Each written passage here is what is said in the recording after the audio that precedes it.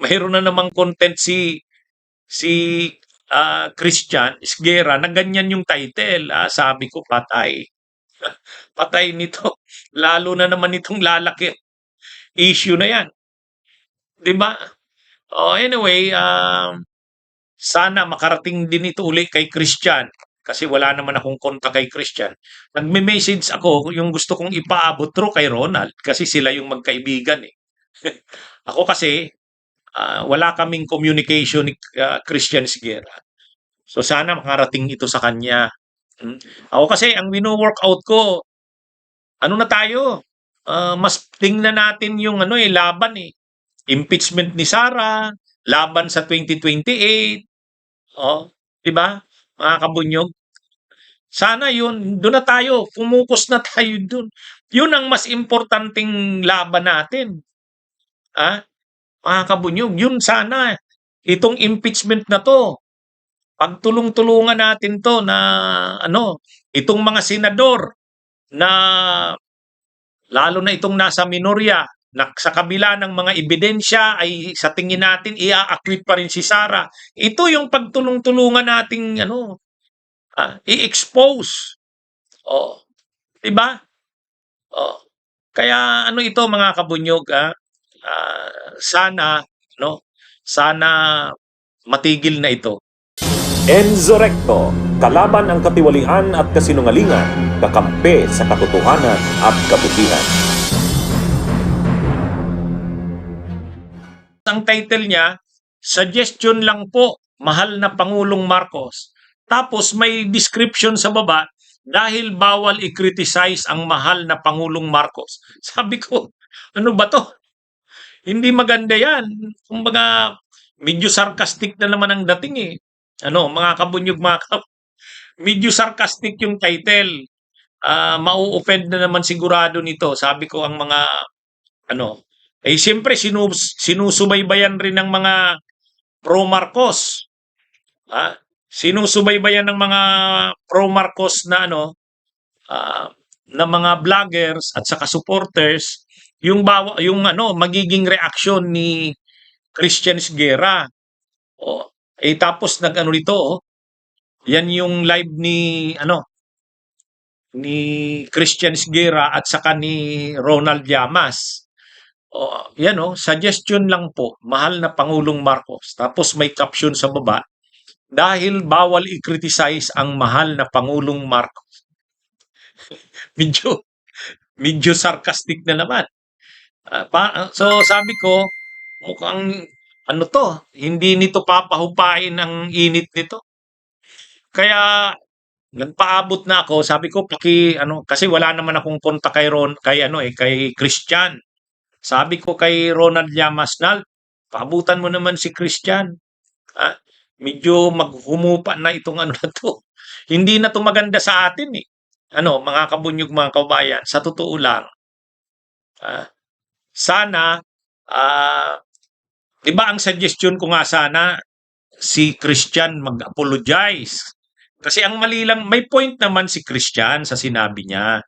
Kaya lang yung gamit niya kasi na tanga, ah, yung gamit niyang tanga, medyo na-offend yung mga ano dun eh, yung mga supporters ng Marcos eh. Kaya, pero yung ano, yung mag-comment ka sa administrasyon, tama naman yun. Tama naman yun, mag-comment, constructive. Kahit naman ako, nagko-comment ko, di ba? Sinasabi ko naman yan sa inyo eh. Kung sabi ko, kapag may nakikita akong mali din sa administrasyon, magbibigay ako ng comment. Di ba? Oh, pero, siyempre, wag yung bastos. Wag yung bastos kasi may mga kaibigan nga tayong mga pro Marcos, saka may mga viewers akong pro Marcos, may mga followers akong pro Marcos. Ah, bilang pagrespeto sa kanila, wag ding ibastos. Pero yung pagbibigay ng constructive na comment, normal yun at dapat lang talaga yun. Di ba? Kaya lang ito na nga, yung nabanggit ni Ronald, nabanggit niya kasi tanga. O di siyempre nasaktan yung mga pro BBM dun. Tanga. Oh, nagamit niya yung term na yun. Bagamat may point si ano, may punto doon si ano, mali lang talaga. Kaya nga sabi ko 'di ba, may vlog ako kahapon, sabi ko, mali din talaga yung paggamit ni Christian nung term na tanga. Sana mag-sorry na lang siya. Kaya lang sabi nung iba, hindi yan attorney mag-a-apologize si Ronald, ay si ano, si Christian. Di okay, kung hindi mag-a-apologize, ano, mga kabunyog, o di sana wag nang lumala. Wag nang lumala. Ay kaya lang ito na naman no, mayroon na namang content si Christian Esguerra na ganyan yung title. Sabi ko patay. Patay nito. Lalo na naman itong lalaki. Issue na yan. 'Di ba? Oh, anyway, sana makarating din ito uli kay Christian. Kasi wala naman akong konta kay Christian. Nagme-message ako yung gusto kong ipaabot through kay Ronald kasi sila yung magkaibigan eh. Ako kasi wala kaming communication ni Christian Esguerra. So sana makarating ito sa kanya. Hmm. Ako kasi ang wino-workout ko, ano na tayo? Mas tingnan natin yung ano laban eh. Impeachment ni Sara, laban sa 2028. Oh, 'di ba? Mga kabunyog. Sana yun, doon na tayo, focus na tayo doon. Yun ang mas importanteng laban natin. Mga kabunyog, yun sana.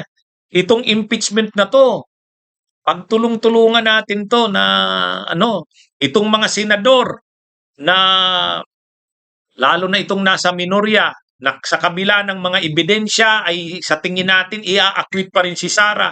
Ito yung pagtulong-tulungan nating ano, i-expose. Oh, 'di ba? Oh. Kaya ano ito mga kabunyog, sana no, sana matigil na ito. So ako kahapon pa ako nananawagan. Sabi ko kay Christian, kung kaya niya mag-apologize, mas maganda. May punto siya pero yun na nga, yun lang naman paggamit ng term na tanga eh.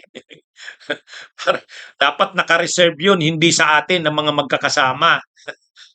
Ka-reserve yun dun sa kalaban natin. Oh. Anyway, yan ang mga kabunyog mga kababayan. Nakita ko rin kasi kahit yung mga pro-BBM na mga loyalists, si Kiro Miyamoto nakailang live na.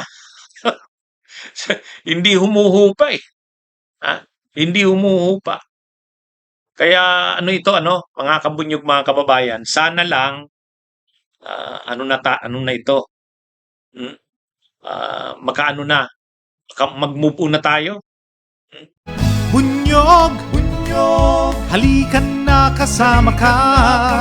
Bunyog, kapag buklod ay may pag-asa. Luzon, Visayas, Mindanao, isa ang pananaw.